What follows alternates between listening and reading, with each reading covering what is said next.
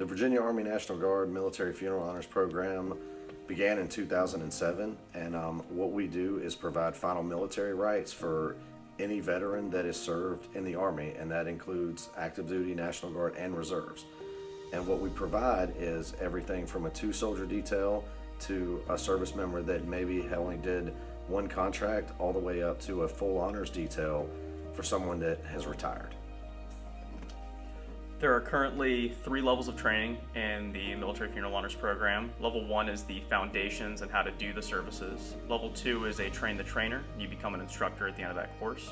Level 3 is used as a recertification tool for soldiers with an expired Level 2. The Level 1 course we're teaching here is 7 days long.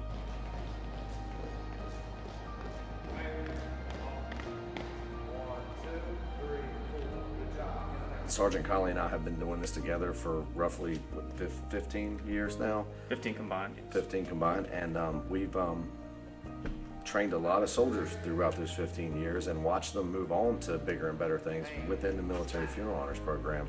And that's what it's all about, is getting these soldiers where they know how to go out and honor veterans the correct way. That's what he did there. He changed. He's at a modified port.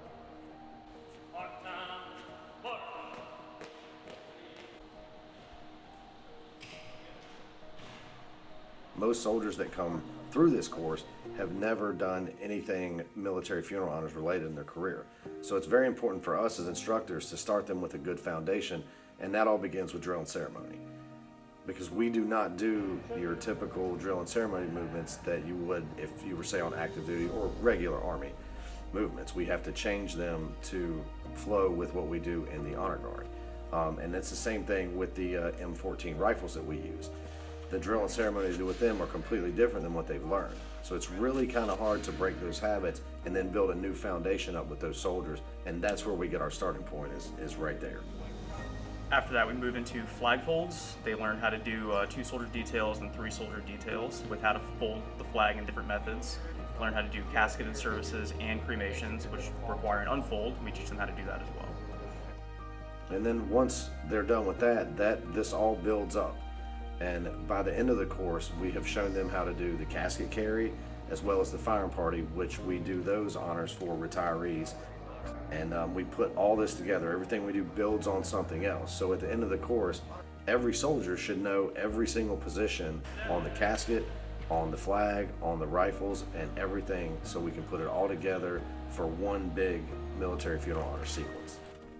We also focus during the course major emphasis on physical training and uniform standards. It's really important that not only do we have to be able to do the part, you have to look the part as well.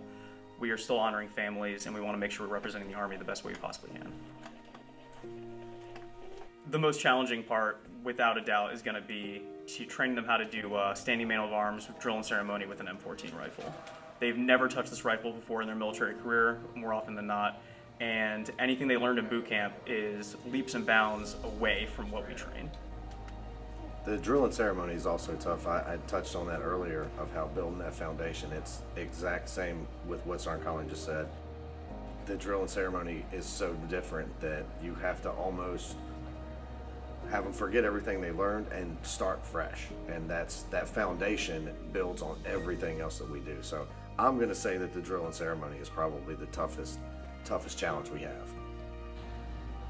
One of the things we really like to emphasize in the Military Funeral Honors Program is how important this is. We try to teach the soldiers that this is a way for them to be a part of something bigger than themselves. We're not here for us, we are here for those families and that veteran. A lot of people will come up to us, other service members of different branches, and ask us on services why we're not wearing our name tapes. And the reason we don't wear our name tapes is because we're there for the families. This is one of the most selfless things you can do, and it has such a sense of pride once the soldiers understand that they're there to honor those families and not themselves. And that is one of the greatest feelings about being an instructor for me. That's what I look forward to the most.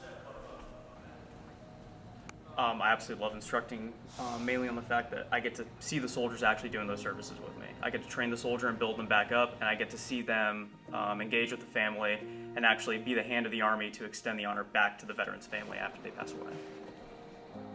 As many hours as we put into training the one thing that we can't train them for is when they get out there in front of a family and in front of a preacher, and that's tough. That's one thing we can't show them, because once you get out there, I know myself, I've conducted a lot of funerals over the years, and as soon as I see that procession rolling in, even to this day, I still get that knot in my stomach, because it's such an emotional experience for the family as well as us. It's a real privilege to be able to represent the Army and actually get back to the families and the veterans after they pass away. I mean, this is like the worst day of the family's life, and we get to be the face of the Army to give that honor back to them.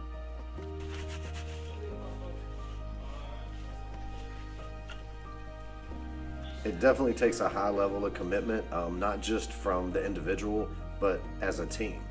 And that doesn't stop here at this course. Once this course is over, each person in the course will join a team in the state, and when they do, the teams have to work together.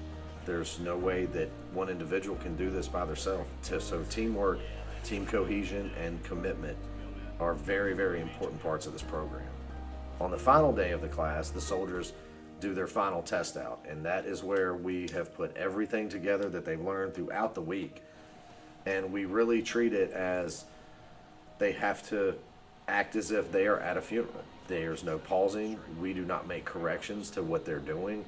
They have to show us that they can go out there regardless of what situation they may be in, because you can never tell what's going to happen when you're out there with the family, and soldiers have to react to it. So we put them through different scenarios to make sure that we've trained them good enough to where they can get through the service no matter what. Soldiers are going to make mistakes. The goal is to make sure the family never realizes we made a mistake. You have to pretend like you're right and everybody else in the world is wrong, and carry on with the mission and still provide honors for that family. And that's the most important thing. And I know we've said this before for us, and this is something that I know that we push out to those soldiers constantly, and as well as our area coordinators. We spoke of team cohesion. The teams have to push out how important this is. This job is very selfless. It's very important to the families, and this is the last thing the family is gonna see and remember that their loved one served, is what we do performing out there. It can be 100 degrees outside, it can be 32 degrees outside, your back's gonna be hurting, and it's gonna take a lot of commitment to stand there and do the right thing to provide the proper honors for all these veterans. It takes a very special soldier to be able to stick with it and do all this stuff. Overall, this is a course that soldiers are going to carry with them forever. It's the foundation of everything we do, and we need to stress how important it really is to provide funeral honors for these veterans who have given up a lot for the Army and for the country already. We try to really instill in these soldiers that honoring our veterans is the most important thing we can do on this side of the ocean. It's that important.